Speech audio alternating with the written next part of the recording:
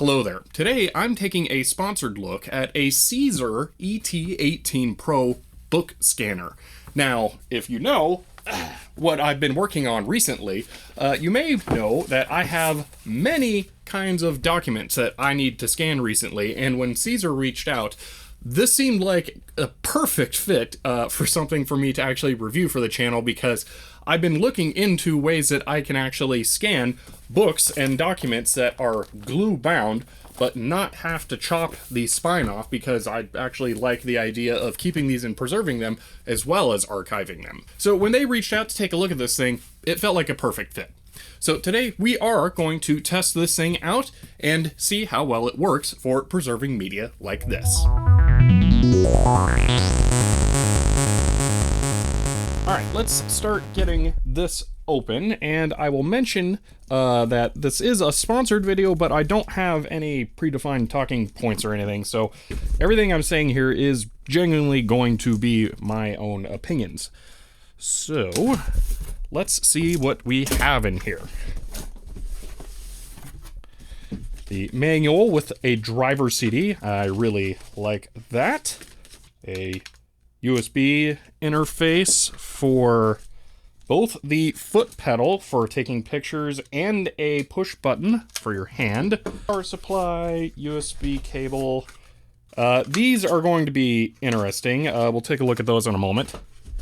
And then we have the scanner itself, it looks like. Oh, and the matte lights. And then the scanner itself. Okay, so we have the unit, which has lights up in the top, which is kind of interesting since it has this, which includes lights that snap onto the back here. Wow, okay. It's just magnetic. I was not expecting that. Then, okay. Snazzy. And then we have a mat that you're supposed to use. This feels a lot like a big mouse pad, so that is pretty much what you can expect there. But this seems, I like how this looks so far. Let me go grab a computer and get this thing set up. Alright, now let's go ahead and try this thing out. Now I am reshooting this section after the rest of what you're going to see in this video, because I found out you really need to run this thing on a nice flat surface, and it turns out my folding table is concave, and that kind of messed some things up. So yeah, that's what we're doing here. Now I've got the scanner software installed and running, and it's pretty easy to use. In the lower right, we just go down to scan, and it will bring up what the scanner can see. Now, there are a couple of things to note here. The first one is that I really need to turn off my filming lights. Let me do that. The manual mentions that that can cause issues with one of the cool features about this thing, the page curvature reduction, and I'll talk about that in a moment here. But here we can see one of the things about this that you can adjust as you work here. So there are two sets of lights. There's the ones that I put on the back, and then there's the ones that are built into the top of the unit. And the unit ones can be controlled with a button here, and with those off, we can see we get a really nice clear view of this somewhat glossy brochure. So you'll want to use the different kinds of lights on this dependent on the media that you are scanning. Let's go ahead and start a quick scan. We're not going to do this whole magazine brochure thing here, because this is actually available already scanned on series80.org, and theirs is in slightly better condition. Mine's got a lot of shelfware on it, so I would recommend just going with that one. But this means that this is a low pressure thing to start with. So you can scan this in a couple of different ways, and there are controls on the right side here. So what we're going to do is we're going to do a flat single page first, and you can see the borders that are automatically snapping to the document there. Once that's set up in a way that you're happy with, you can just click scan, and it will go ahead and get the page. So pretty easy, and that's already cropped down to what it saw and everything, so it's very simple to run. Now we can get this open, and I can demonstrate some other controls that this thing has. So down here, there's actually an exposure control, which is really handy, so we can make that brighter, because this print area is actually quite dark, so that will be good. And then the next thing we need to do is change this to facing pages, and then we can align this to the seam there. And once we get that aligned, we can go and just click scan here, and bingo. So you'll notice this page is curved up top and down below because the paper here is poking up a little bit. But this magazine, I've flipped through this a bunch of times, so it lays down relatively flat. But we can see there, the software has automatically corrected it, and it is now flat. And that is pretty cool. It actually did a really good job of splitting the seam, like, bang on right in the middle, too. That looks really good. Now, once you have some pages scanned, you do have different controls here. So on the left side are batch processing controls, and you can select different pages over here with the check marks, or by selecting all, or just the left pages, or just the right pages, which is pretty handy when you're doing some other stuff. But once you have those selected, you can do the batch processing things over here, and it will just have it go through one page after another. So you have controls that allow you to skip through the different pages you have selected. Then at the bottom, if you want to make adjustments to a particular page, you can do that down there for just one page. So you can operate in either single page mode or batch mode, which can be pretty handy. Now on this page here, I want to try doing an OCR and see how that works out. So we're going to do English, PDF. We're going to keep original image, and I'm going to set it to high quality. And I'm just doing one page. We'll save it over the previous test file I did there. And this is actually really fast. There it is. It's done. I've been messing around with Tesseract on my server, and it is nowhere near that fast. And if we do a select all here, the text alignment and the OCR is just so precise. It is really, really good. I have not got that level of precision with other tools that I've been trying. So I find that quite impressive. I want to try grabbing something here, so let's select some text right there, and I will pop that into Notepad. And yeah, that's all perfect, down to the hyphen and the parentheses. That the lowercase s, man, that is really good. And so far, every test I've run with this has been just similarly very good. So if we go over here, why not grab something else? This has been a really good OCR experience. I find it to be quite impressive. Wow, that was inverted text on a background that is changing color, and it put a character there. But if we just fix that really quick, that is perfect. That is really good. I don't even think there's any issues in that, and it just nailed everything. Wow. It must be doing some kind of context-aware OCR, because that, for all the world, looks like an exclamation mark, but it corrected it to an L. Oh, it might be doing some really smart stuff. Wow. All right, well, as good as it's doing with this, it does even better with more traditional type of books. So let's move on to something else that really does need to be scanned that isn't already preserved like this is, and take a look at some of the documentation I got with the S100 computers on this thing. This is just a plain black and white printed document. This is definitely where this thing is going to excel.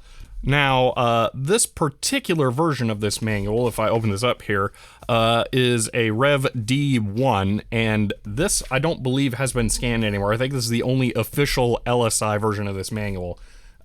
So this is going to be fresh material to be documented. It is an unspecified number of pages because I do it by section, but there's a good number of pages here. So this is an interesting one to try and get scanned and preserved, and I think this will work out fairly well with this thing.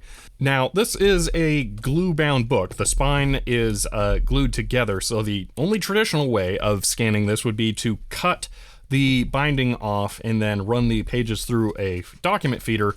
But with this, I should be able to hold the pages open and scan this that way, which is going to make keeping the documentation a lot better. Now, I should mention these because I'm going to need these. Let me get the light on here again.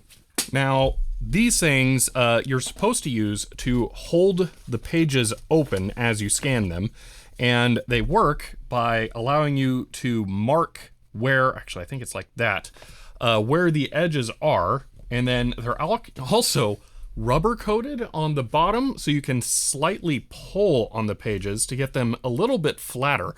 So these are going to be really handy. They hook onto your fingers, so you don't have to try and hold them, and then you can manipulate the documents as you go. So that's a pretty good solution. Then it clearly has the registry marking here so that the software can identify where these are and then remove the yellow section there. So that's a pretty clever design. Now, for this one, I'm going to try scanning through this a little bit quicker. So I'm going to plug in the foot pedal and then see how that works out here. I have one in there. Let's press the button. And it took a scan. That's super convenient, especially if your hands are going to be busy here. So that's going to work out really well. Let's go ahead and try and set this up. So we're going to go into scan. I'm going to scan the cover first here. I should get the lights turned off, although it doesn't really look like they're playing too much havoc with this. And since this is monochrome, probably won't be too bad of an issue, but I'm going to let it run on its own. So let me get the lights off again. All right, now with this one, the cover is glossy, but I don't think it'll be an issue. There's a little bit there. We'll get the glossy cover pictured with just the rear lighting. I'm going to set this up now for facing pages. Okay. Let's see. And then we're going to turn right in here to the first page, and we will get started on this.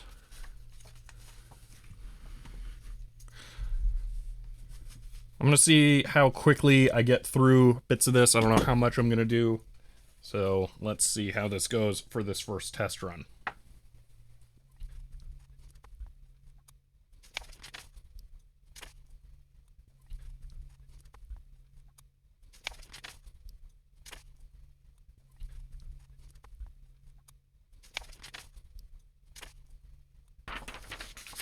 Last page. And rear cover, which is just white, but I'm going to get it anyway. Boom. And that is it. That's the whole document scanned. So a couple of things, partially my fault, is there is some distortion that is happening because I was pushing a little too hard on the pages. So it wasn't able to do that, but we can also see, here's where it's removing the finger cuts, and if I hadn't set it to color mode when it was a bunch of black and white pages, it's completely my fault there, that would probably be imperceptible. That is really good. All things considered, this is great. Yeah, once we get farther into this where the pages are cooperating more, this is looking really, really good. Where they aren't bending in weird ways, yeah. All right, now I made these a little not awesome as far as color, and that's my fault. So what's auxiliary correction? Manual correction to the Oh, that's excellent. It gives you the full detail as well. Interesting. So we can see the scan lines. Wow. So that's something to consider here. You want to be as still as possible while you're doing this. So I may have introduced some errors because it's going to be taking the laser line scan of the pages, and then it's going to be taking the image. Those are two separate images, and any difference that you add between those is going to cause a problem. I wonder how it generates this line. Is it based on the laser scans? Adjust the central seams.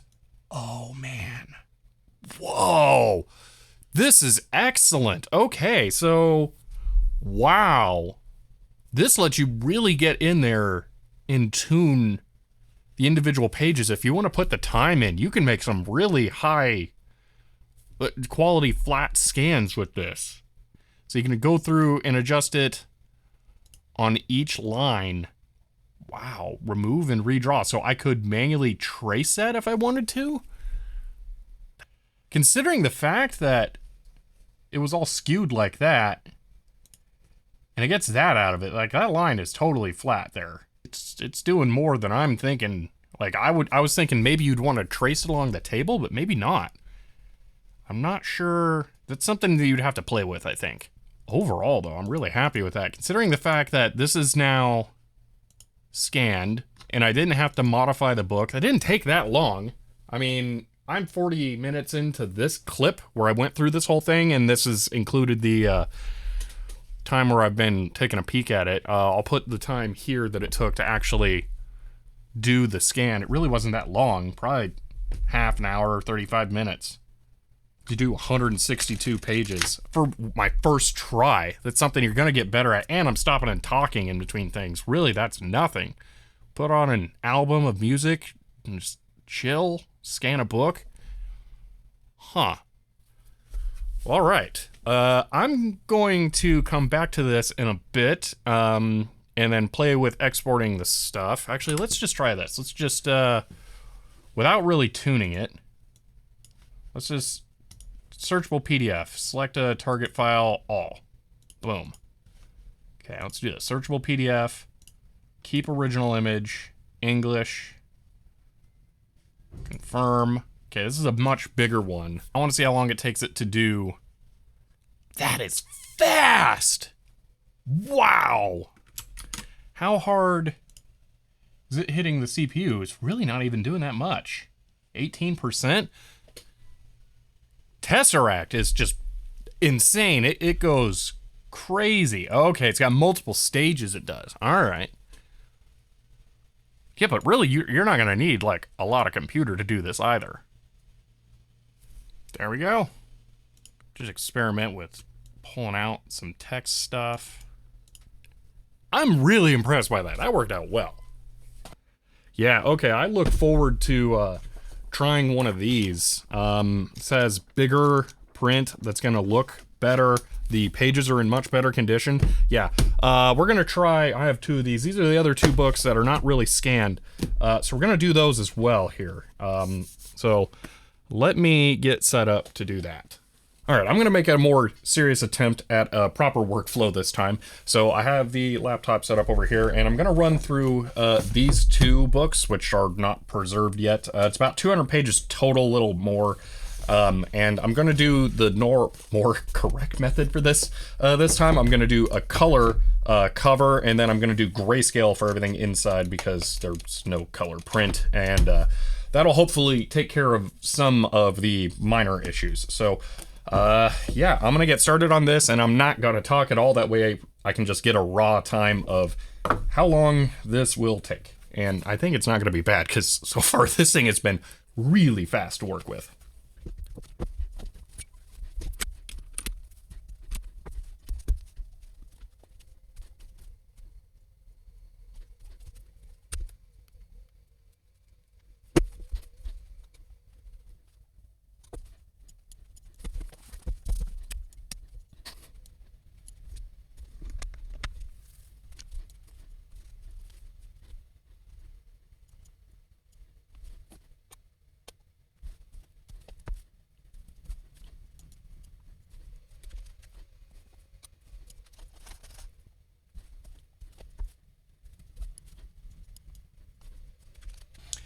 Okay, so 2 books all run through here. This has been incredibly enlightening with this thing. The second book, this one, turned out so much better, with this being on a truly level surface. That makes a huge difference. Every single page looks way more dimensionally accurate now.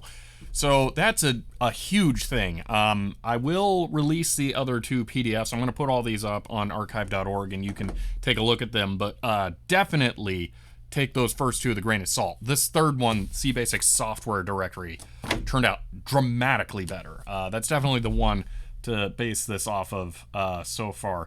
And really, I'm getting to grips with the fact that every single time I'm using this program to work on another one of these, I'm getting better at this. This is one of those things where you're gonna have to put the time into using the software to figure out what all the features are and how they all work and that kind of thing. It's not that it's difficult to use, it's that you need to see the cause and effect of everything and how it all works together and actually pay attention, look at the things. Like one of the last one of these I did, I cropped, but then it padded it with white because it has an option to pad it or to cut the image, and I didn't use the cut image option. So this is the software is actually pretty darn good. I'm happy with how that works out. There are a couple of features that I would like to see added. I would like to see an advanced color option setting where you could adjust where the black level and the white level is, and then a gamma option, because I think that would allow you to get rid of the darkness fading that happens towards the edge because there's the lights at the rear. Not using this at all might actually help with that. I haven't had a chance to experiment with that yet because these take so long to do, so there's only so many permutations that I can do for this video. But yeah, it's definitely something you're going to want to experiment with, the different configurations you've got in the different software settings. So it's really interesting. Being able to also have it start exporting one PDF while you move on to the next book is a really good workflow optimization, so you don't have to sit around waiting. I like that you can move stuff to the background. But yeah, the DPI settings or the DPI I should say, is really not bad at all. I mean, it's very legible. The different options of these available have the different resolutions that you can expect out of it, so you know what you're going into when what you're gonna get. So it's not bad. I mean, really, I'm quite impressed with this.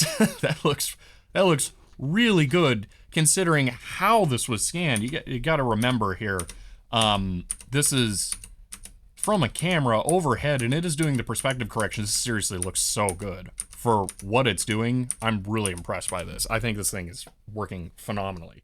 Okay, so final thoughts on the CZUR ET18 Pro.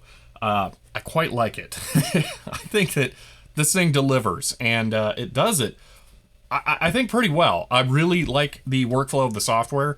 There were features in there that I used that I didn't really comment on, like the ability to select either the odd or even pages, so that you could make adjustments. Because like one thing I was having happen is the pages would fan out a bit as you would go through and scan it, and there's really no way for the software to know where the actual page ends because it's all white paper at that point. So it's going to capture all of that, but you can go through, select just one side, and then you can do a bulk crop where you move the side over to adjust each page, and you just tap next on the keyboard, swipe, next, swipe, and it works out quite well. Once you adapt to the workflow that it expects, it's really quick and easy to do. So yeah, I'm looking forward to actually getting a bunch of stuff scanned, and even the things like this where I could theoretically remove the staples and scan them on like a flatbed scanner, one page at a time, I'm now tempted to do in this thing because it is so fast and easy to use, and the results are really good. So yeah, I think that's it. My only real note is that it should probably have the option to set the black and white level and a gamma adjustment as an advanced option to the single contrast control it has for the brightness instead. I think that would help fine-tune stuff, but Other than that, I think it's just getting to know it and use it. Like whether or not you want to use the rear lighting, you might want to have that turned off, or you can just remove it depending on, you know, whether or not you're going to need it at all. I think that this is mostly useful for really glossy covers, and that's where it'll come in very handy, because there's lights up in the top. This is what it looks like up there. So those are the lights that you would normally use for a matte surface paper, and those worked pretty well. But I think having both this on and those was causing the dark corners at the bottom of the document. So removing that or turning it off for matte stuff and then relying on those alone would probably work better.